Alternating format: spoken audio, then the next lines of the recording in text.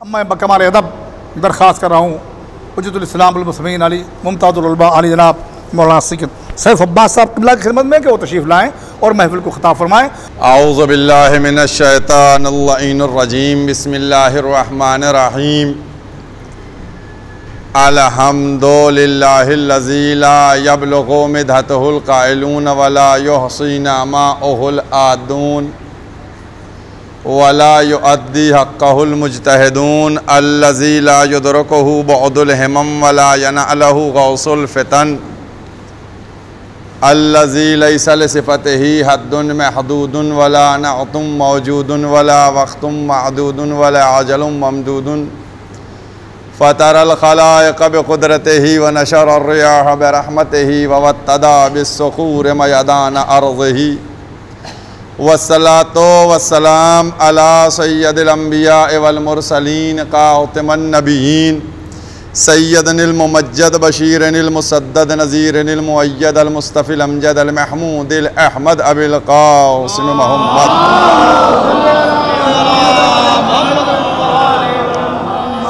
واہل بیتہ طیبین الطاہرین المعصومین المظلومین۔ اما بعد فقد قال رسول اللہ صلی اللہ علیہ وآلہ وسلم اولنا محمد اوسطنا محمد وآخرنا محمد کلنا محمد۔ صلوات پڑھ دیں محمد والے۔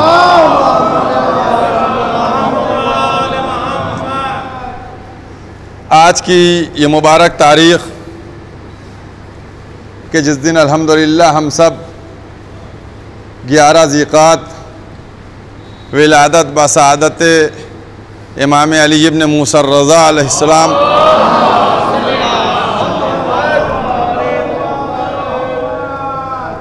اور بہرحال کیونکہ یہ مبارک جشن ہر سال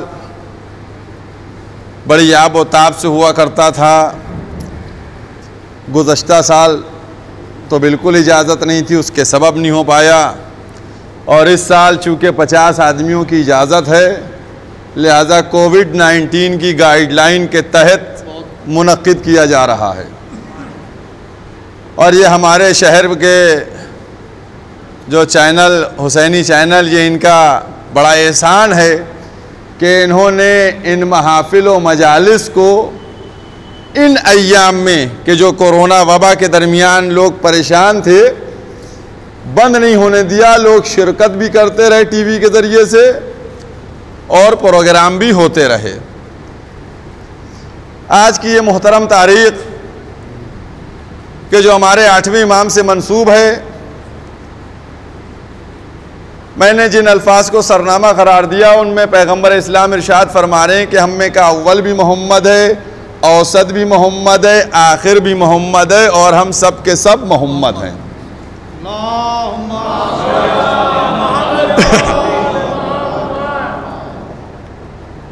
میں سمجھتا تھا کہ یہ جو جشن ہم لوگ کر رہے ہیں اس میں لوگوں کا چونکہ بہت دنوں بعد کوئی ویسی محفل ہو رہی ہے تو اس میں بڑا جوش ہوگا، لیکن جو صلوات بھیجی جا رہی ہے اس سے انداز یہ ہوتا ہے کہ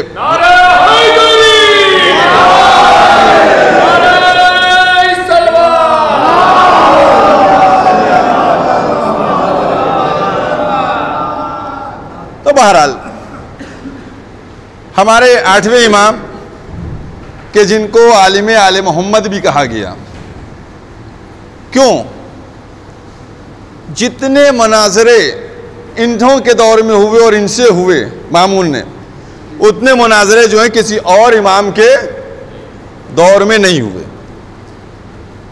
اور ایک دفعہ تو مامون نے کیا کیا کہ سب کو جمع کر لیا، یہودی بھی ہے اور عیسائی بھی ہے اور سب، اور اس کے بعد دعوت دی گئی کہ امام کو بلایا جائے۔ اب جب وہ شخص جو بلانے کے لیے گیا تھا اس کے دل میں اہل بیت کی محبت تھی، وہ پہنچا 8ویں امام کو کہ آپ کو بلایا گیا ہے، بڑا پریشان تھا چونکہ یہ امام کو بتایا نہیں گیا تھا کہ آپ کو مناظرہ کرنا ایسے ایسے، بلکہ اچانک بلایا گیا۔ تو جب 8ویں امام نے دیکھا اس کے چہرے کی حالت کو تو پوچھا تم اتنے پریشان کیوں ہو؟ تو اس نے بتایا کہ وہاں دربار میں سب کو بلایا گیا ہے اور آپ کو ان سے مناظرہ کرنا ہے، وہ سب سوال کریں گے. تو میں پریشان اس لیے ہوں کہ کہیں ایسا نہ ہو کہ آپ جو ہیں ان لوگوں کے سامنے. تو امام نے جب یہ جملہ سنا، وہ جملے میں چھوڑ رہا ہوں کہ امام نے جب یہ جملہ سنا تو امام نے کہا کہ میرا نہیں، اس کا چہرہ تم دیکھنا کہ کیسا ہوتا ہے جب میں گفتگو کرتا ہوں. اور امام نے اس کے بعد آمادگی ہوئی اور اس کے بعد امام تشریف لے گئے اور وہاں پہنچے. اس نے کہہ رکھا تھا کہ کوئی نہ اٹھے. اچھا یہ ایک بات آپ کو بتاتا چلوں کہ جب یہ مامون آیا ہے تو اس نے اپنے ایک وزیر خاص کو بلایا اور کہا یہ بتاؤ کہ ہماری حکومت کے لیے کون کون خطرناک ہے. تو اس سے کہا گیا 3 لوگ خطرناک ہیں.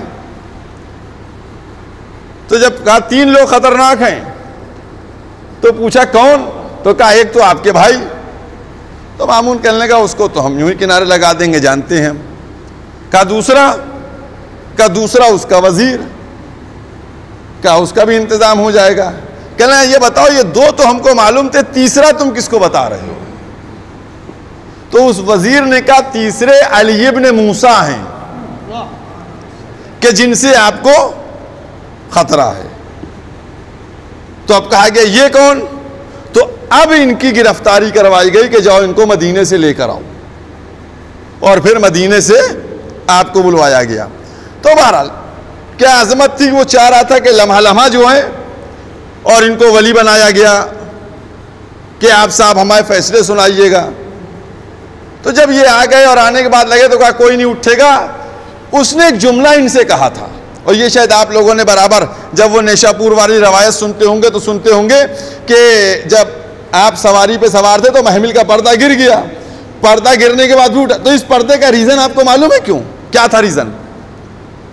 بھئی جیسے خواتین جاتی تھیں پردہ پڑی محملوں میں ویسے بلایا گیا، کیونکہ اس نے کہا تھا وزیر نے کہا جو ان کے چہرے مبارک کو دیکھتا ہے وہ ان کی طرف کھنچ جاتا ہے اور مانوس ہو جاتا ہے، لہذا ایسی محمل میں ڈھانک کے لایا جائے تاکہ کوئی دیکھ نہ سکے ان کو. تو بہرحال اب وہ اس طریقے سے لائے گئے. لیکن اب جب دربار میں یہ وہ جو کہہ رہا تھا دیکھیے اسی کی تصدیق ہو رہی ہے. کہا کوئی ان کی تعظیم میں نہیں اٹھے. لیکن جیسے ہی مولا 8ویں امام دربار میں پہنچے ویسے ہی سب بے ساختہ تعظیم میں اٹھ گئے. اور اب کہا اس نے امام سے کہ یہ لوگ کچھ لوگ ہیں اپنے سوال دریافت کر رہے ہیں. تو میں نے کہا انہوں نے امام نے کہا ٹھیک ہے کون ہم سے بات کرے گا، کون پوچھے گا. اور یہ دیکھیے چونکہ بہرحال یہ مختصر سی محفل ہے مجھے معلوم ہے، لیکن میں چاہتا ہوں 2-4 دقیقے جس مناسبت سے وہ بیان کیے جائیں تاکہ چونکہ یہ حسینی چینل کے ذریعے بہت دور تک جائے گی اور اس کو لاکھوں لوگ دیکھیں گے تو ان کو پتہ چلتا رہے. تو دربار میں تو اس میں ایک عیسائی بیٹھا ہوا تھا. اس عیسائی عالم کا یہ تھا کہ وہ کبھی کسی سے ہارا نہیں، اور جہاں تک نام ملتا ہے کہ اس کا جاسلیق نام تھا، وہ کسی سے ہارا نہیں. اور وہ کہتا یہ تھا کہ تم لوگ عیسیٰ کے اوپر یقین رکھتے ہو کہ عیسیٰ، ہم نہیں رکھتے ہیں پیغمبر اسلام کے اوپر. تو یہ بحث کرتا تھا اور وہ مانتا نہیں تھا کسی کے. چنانچہ اس نے وہ بات تھی اس نے امام کے سامنے کہا کہ آپ بتائیے. تو امام نے کہا تم عیسیٰ کو مانتے ہو؟ کہنا ہاں. اس نے پلٹ کے امام سے کہا کہ آپ؟ کہا بالکل میرا ایمان ہے، یقین ہے کہ یہ اللہ کے بندے عبداللہ ہیں. تو وہ کہنے کا ٹھیک ہے جب آپ مانتے ہیں تو درست ہے. اب امام نے فرمایا کہ میں نے سنا یہ ہے کہ عیسیٰ جناب عیسیٰ یہ نماز روزہ وغیرہ کچھ نہیں کرتے تھے. لمحوں میں ایک دقیقے کے اندر یہ جو بڑے بڑے علم کے اپنے اندر دریا سمائے ہوئے تھے کہا کہ یہ نماز نہیں کرتے تھے. کہنا یہ آپ نے کیسے کہہ دیا؟ وہ نماز بھی اور روزہ بھی سب کرتے تھے. تو بس امام نے کہا تو نے تو خود جواب دے دیا. کہا یہ نماز روزہ کس کا کرتے تھے؟ بھئی جس کا کرتے تھے یہ نماز روزہ تو وہ ہے خدا، تو اگر یہ خود خدا تھے تو اس خدا کے بیٹے تھے تو خدا کا کیوں کرتے تھے؟ اس کا مطلب یہ خدا کے بیٹے نہیں تھے بلکہ خدا کے نبی تھے۔ چونکہ عیسائی یہ کہتے ہیں کہ جناب عیسیٰ اللہ کے بیٹے ہیں، تو جو اللہ کا بیٹا ہے تو وہ کس کی عبادت کرے گا؟ اب وہ خاموش ہو گیا، اور اب اس نے دوسرا جملہ کہا، کہنے لگا کہ یہ جناب عیسیٰ مردوں کو زندہ کرتے تھے، یہ نابینا کو روشنی ملتی تھی، اور یہ ساری چیزیں بیان کرنے لگا۔ تو اب امام نے فرمایا کہ تم انبیاء کی تاریخ اٹھا کے دیکھو، بہت سے انبیاء نے 60 سال بعد بھی کئی ہزار لوگوں کو زندہ کیا ہے، کیا وہ سب خدا کے بیٹے تھے؟ تو اگر زندہ کرنا خدا کے بیٹے ہونے کی دلیل بنتی ہے تو سب خدا کے بیٹے ہیں۔ یہ معجزے عطا کیے گئے تھے، یہ خدا کے بیٹے نہیں تھے۔ اب اس کے بعد یہودی سامنے آیا، یہ خاموش ہو گیا۔ یہودی سامنے آیا، یہودیوں کا کیا معاملہ ہے اس کو آپ جانتے ہیں۔ یہودی جناب موسیٰ کے بعد کسی کو نہیں مانتے، وہ جناب موسیٰ کے بعد کسی کو نہیں مانتے، چنانچہ ان کا یہی قول ہے کہ موسیٰ کے بعد کوئی نہیں۔ تو اس سے امام متوجہ ہوئے، کہا بھئی تم نہیں مانتے، ان کے بعد بھی نبی آئے ہیں، عیسیٰ آئے ہیں اور پیغمبر آئے ہیں سب، تو کہنے لگے کہ ہم نہیں مانتے۔ کہا تو تم کو مطمئن کیسے کیا جائے کہ یہ لوگ بھی اللہ ہی کی طرف سے تھے؟ کہنے لگا آپ کوئی کتاب کا حوالہ دیجئے، کتاب بتائیے۔ تو کہا اگر میں کتاب کا حوالہ دوں گا تو تم اس کو نہیں مانو گے۔ کہنا نہیں، اس کتاب کی بات کیجئے جس کو میں مانتا ہوں، قسم خدا کی اس کتاب کی بات کیجئے۔ تو انہوں نے کہا تم کس کو مانتے ہو؟ بائبل کو تو مانتے ہو؟ کہنا جی مانتا ہوں۔ تو اب امام نے اس کتاب سے کہا تم اپنی کتاب کھولو، تم کھولو، میں بس اشاروں میں بات کر رہا ہوں، تم اپنی کتاب کھولو۔ اس نے اپنی کتاب کھولی، ادھر سے امام نے تلاوت کی اس کی، کہا تمہارے داہنے صفحے کے اوپر، وہ عبرانی زبان تھی، یہ لکھا ہوا ہے۔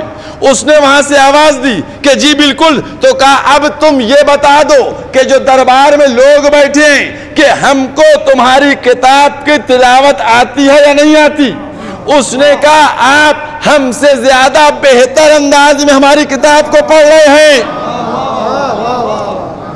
ابھی بات نہیں ہوئی، ہم سے زیادہ بہتر انداز میں پڑھ رہے۔ جب امام نے اس سے کہلوا لیا تو اب بولے امام۔ اب امام نے فرمایا یہ بتاؤ کہ تمہاری کتاب میں فلاں چیپٹر میں فلاں مقام کے اوپر یہ لکھا ہوا ہے کہ ایک آئے گا۔ کہنے لگا ہاں لکھا ہوا ہے کہ ایک آئے گا اور وہ نور آئے گا، وہ پہاڑی کا نام وغیرہ سب۔ اس کے بعد اس عیسائی سے مخاطب ہوئے، کہا یہ بتاؤ تمہاری کتاب میں کیا لکھا ہے کہ عیسیٰ کہاں آئے تھے؟ جو اس کتاب میں لکھا تھا بائبل میں، وہی یہ عیسائی کہتا ہے کہ اس پہاڑ کے اوپر بتایا تھا کہ نازل ہوں گے۔ تو اب امام نے اس یہودی عالم سے کہا کہ دیکھو موسیٰ کے بعد آیا یا نہیں آیا عیسیٰ؟ پھر اس کے بعد اس سے مخاطب ہوئے کہ پھر فلاں مقام کے اوپر دیکھو، فلاں جگہ کے اوپر لکھا ہے کہ مکے کی وہ پہاڑی کے اوپر ایک نور چمکے گا، اور وہ نور کون ہے؟ وہ نور محمد مصطفیٰ صلی اللہ علیہ وآلہ وسلم۔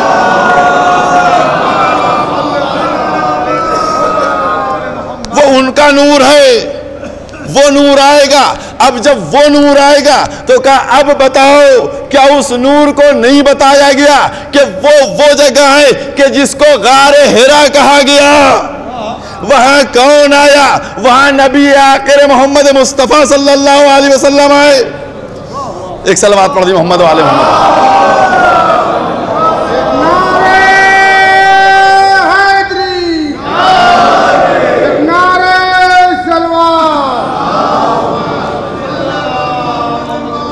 اب یہ تین جملے بہت احتیاط سے سنیے گا۔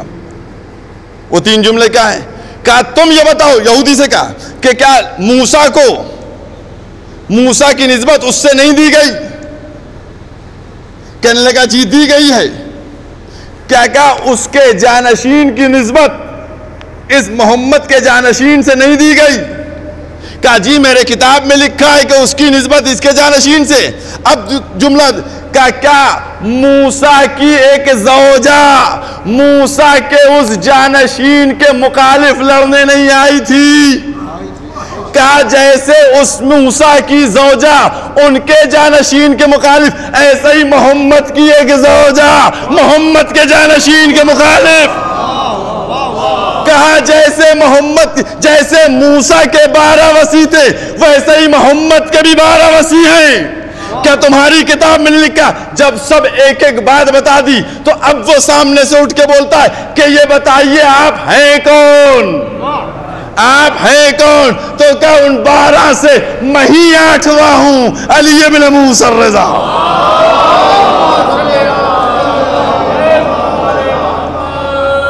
یہ ہے عظمت اور یہ ہے مرتبہ۔ اور اب وہ حدیث کیونکہ آج کل جو ہے جس طریقے سے ولایت کی بات کی جا رہی ہے، یاد رکھو جب امام چلے ہیں مدینے سے، امام مدینے سے چلے اور چلنے کے بعد پتہ چلا کہ جائیں گے، اور نیشا پور جہاں آپ لوگ زیارت پہ جاتے ہیں وہاں کتنے علماء کھڑے ہوئے تھے کاغذ اور قلم لیے ہوئے، ہزاروں کی تعداد میں علماء قلم اور کاغذ لیے ہوئے تھے۔ جس حدیث کے لیے کسی کو کوئی شک نہیں، کوئی شبہ نہیں، سب نے اصرار کیا کہ مولا کچھ تو بیان کر دیجئے، مولا کچھ تو بیان کر دیجئے۔ تو مولا نے فرمانا شروع کیا۔ مولا کیا فرماتے ہیں کہ میں نے سنا اپنے بابا موسیٰ ابن جعفر نے سنا جعفر ابن محمد سے، جعفر ابن محمد نے سنا محمد ابن علی سے، محمد ابن علی نے سنا علی ابن الحسین سے، امام حسین نے سنا مولا کائنات سے، اور مولا کائنات نے سنا پیغمبر اسلام سے، پیغمبر اسلام نے سنا جبریل سے، اور جبریل سے کہا خدا نے کیا کہا کلمتو لا الہ الا اللہ حسنی۔ یہ لا الہ الا اللہ کیا ہے؟ یہ ایک قلعہ ہے، یہ ایک قلعہ ہے۔ بہت توجہ کیجئے گا، صرف لا الہ الا اللہ پہ نہ ٹکا کیجئے۔ لا الہ الا اللہ ایک قلعہ ہے، جو اس میں آ گیا اس نے امان پائی عذاب سے، اس پر عذاب نہیں ہوگا۔ اب سب نے لکھا کہ یہ کہنے کے بعد پردہ پڑا، سواری بڑھی، چند قدم بڑھنے کے بعد پھر سواری رکی۔ لا الہ الا اللہ قلعہ ہے، جو اس قلعے میں آ گیا وہ عذاب سے بچ گیا۔ کہنے کے بعد امام کی سواری بڑھی، چند قدم چلی، اس کے بعد پھر سواری رکی، اور پھر ایک دفعہ پردہ اٹھا، اور اس کے بعد فرمایا کہ یقینی طور کے اوپر یہ قلعہ ہے، لیکن شرط ہے، اس قلعے میں محفوظ رہنے کی شرط ہے، اور وہ شرط کیا ہے؟ شرائط ہے، اور ان شرائط میں سے ایک شرط میں ہوں،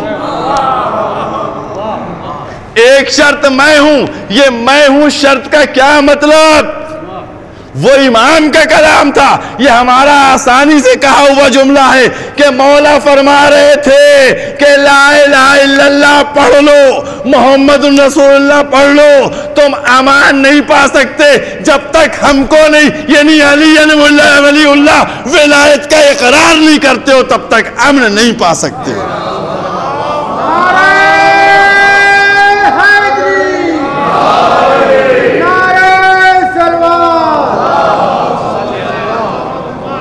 لہذا ولایت، اس ولایت کو ہر ایک کو تسلیم کرنا ہے، اور یاد رکھیے ولایت کی عظمت کو سمجھیے، ولایت کے مرتبے کو، اور میں برابر کہتا رہتا ہوں اور پھر کہہ رہا ہوں ان ناظرین سے بھی جو کہہ رہے ہیں کہ ولایت ولایت کو اس عظیم طریقے سے. بھائی دیکھیے ایک دو باتیں آپ سنتے چلیے, بہت شارٹ میں بات کر رہا ہوں چونکہ بالکل وقت نہیں بچا ہے, ورنہ ثقلین صاحب کہیں گے میرا حق مار گئی ہے, سمجھ گئے. اب میں غاصبی کی ایک بات ہے, دیکھیے ایسا ہے, بہت آسان جملوں میں آپ سے کہنے جا رہا ہوں, بہت آسان جملوں میں. آپ 3 چیزیں لے کے اٹھیے, شہادت امام حسین, وراثت شہزادی دو عالم اور ولایت مولا.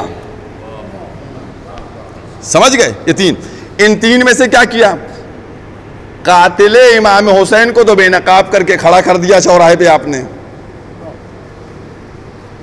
قاتل کو بے نقاب کر دیا آپ نے نا. کیسے کیا آپ نے؟ تھے کربلا میں آپ, کیا ایویڈنس تھا؟ آپ نے تذکرہ اتنا کیا شہادت کا کہ زیادہ سے زیادہ تذکرہ ہوتا رہا شہادت کا, اور قاتل بے نقاب ہو گیا. وہی ٹرک آپ اپنائے ہوئے, اور وہ ٹرک آپ کی چل رہی ہے. اب ہمارے علماء کے ذریعے سے ٹرک کیا ہوئی کہ اب شہزادی دو عالم کی عزاداری اتنی کرو. بھائی پہلے اتنی عزاداری نہیں ہوتی تھی بی بی کی, اب ہوتی ہے نا عزاداری. اب وہ اچھا دیکھیے جیسے ہی آپ زیادہ عزاداری کر رہے ہیں ویسے ہی کچھ لوگوں کے پیٹ میں درد ہوتا ہے نا. بھئی ہم مجلس ماتم کر رہے ہیں, بی بی کے مصائب پڑھ رہے ہیں, تمہیں تکلیف کیوں ہے؟ کیونکہ ان کو ڈر ہے کہ جیسے انہوں نے یزید کو چوراہے پہ نہیں کھڑا کیا, کہیں ایسا نہ ہو قاتل زہرا کو بھی چوراہے پہ لا کے کھڑا کر دے. لہذا یاد رکھیے کہ آپ ان قریب اگر اسی طریقے سے شہزادی دو عالم کی شہادت پہ مجالس کا انعقاد کرتے رہیں گے تو قاتل زہرا بھی گالی بنے گا اور بے نقاب ہوگا. گالی بنے گا, بے نقاب ہوگا. تو جب ادھر کر کے آئے, یہ کر رہے ہیں, وہ کر کے آئے, یہ کر رہے ہیں, تو آگے کرنے کا پروگرام بنائیے کہ قاتل زہرا. دیکھیے وکٹ کیا لگے ہوتے ہیں؟ 3 ہی وکٹ تو لگے ہوتے ہیں, 1 وکٹ تو گرنے والا ہے. بھائی ہمیشہ جو ہے وکٹ ہی تو گرایا جاتا ہے نا, 1 وکٹ گر رہا ہے. دیکھیے جیسے ہی قاتل بے نقاب ہوگا بی بی کا, 1 وکٹ گر جائے گا. بس جیسے ہی وہ وکٹ گرنے والا ہے, اب دوسرا وکٹ گرانے کی بھی تیاری کر لیجئے. اب وہ دوسرا وکٹ کیسے؟ وہ وکٹ ایسے کہ غدیر کو, ولایت علی ابن ابی طالب کو اتنا زور سے منائیے تاکہ غاصب حق علی بھی بے نقاب ہو جائے, غاصب حق علی بے نقاب ہو جائے. اور جس دن غاصب حق علی بے نقاب ہو گیا تو ادھر کا بھی وکٹ گر جائے گا, ادھر کا وکٹ بھی گر جائے گا, تو کچھ اب بچے ہی گا نہیں, تو بات کس کی ہوگی؟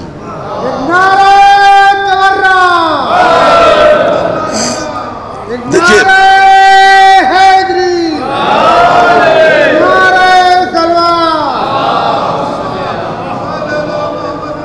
اور ہم اسی لیے ہم چیلنج کی بات کرتے ہیں. ہم جشن مناتے ہیں, یہ جشن ہو رہا ہے نہیں ہو رہا ہے, ہر ایک ہم شہادت غم بھی مناتے ہیں, ولادت کا جشن بھی مناتے ہیں.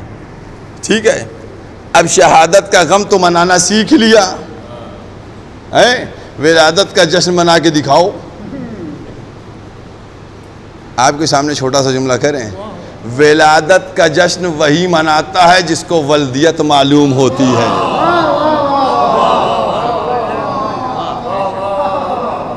بس اب اس کو سمیٹ کے لے کے جائیے, اور کیا آپ نے, لہذا کوئی نہیں.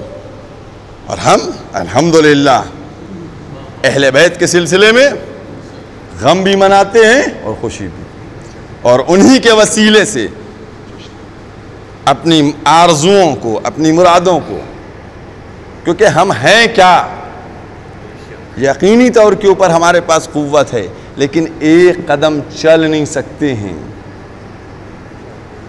انہی کے وسیلے سے, انہی کے واسطے اور کرم سے, کیونکہ وسیلے کے لیے خود قرآن میں حکم دیا ہے, وَابْتَغُوا إِلَيْهِ الْوَسِيلَةَ, وسیلے کو تلاش کرو, تو ہمارا تلاش کیا وہ وسیلہ ہے. لہذا اب ہمیں کوئی پرابلم نہیں ہوتی ہے. اب چونکہ وقت نہیں ہے بھائی انہی کو وسیلہ بنا لیں. اللہم انی اسألک بحق محمد وانت المحمود بحق علی وانت الاعلی بحق فاطمہ السماوات والارض بحق الحسن انت المحسن بحق الحسین قدیم الاحسان وبحق الائمۃ التسعۃ الطاہرین من ذریۃ الحسن السلام. پروردگار ہماری اس عبادت کو قبول فرما. پروردگارہ ہمارے قلوب کو مودت آل محمد سے منور کر دے. پروردگار ہم کو قوت عطا کر کہ ہم غاصب حق امیر المومنین کو بے نقاب کر سکیں اور قاتل شہزادی دو عالم کو بے نقاب کر سکیں. پروردگارہ یہ جو محفل ہے اس کے جو مؤسس ہیں ان کو نیک مقاصد میں کامیابی عطا فرما. پروردگار جو مومنین مومنات اس کورونا وبا میں مریض ہیں ان کو شفاء کامل و عاجل عطا فرما. پروردگار جو اس دنیا سے چلے گئے ان کو جوار معصومین میں جگہ عنایت فرما. پروردگار جلد سے جلد یہ وبا دنیا سے ختم ہو جائے. پروردگار جو مومنین مومنات ہیں جو زیارت کے متمنی جلد سے جلد ان کی تمنا پوری کر دے. پروردگار امام زمانہ کے ظہور میں تعجیل فرما. ہمیں ان کے اعوان و انسان میں شمار فرما. اور یقینی آپ اب لوگ تشریف رکھیں. اب ثقلین صاحب انشاءاللہ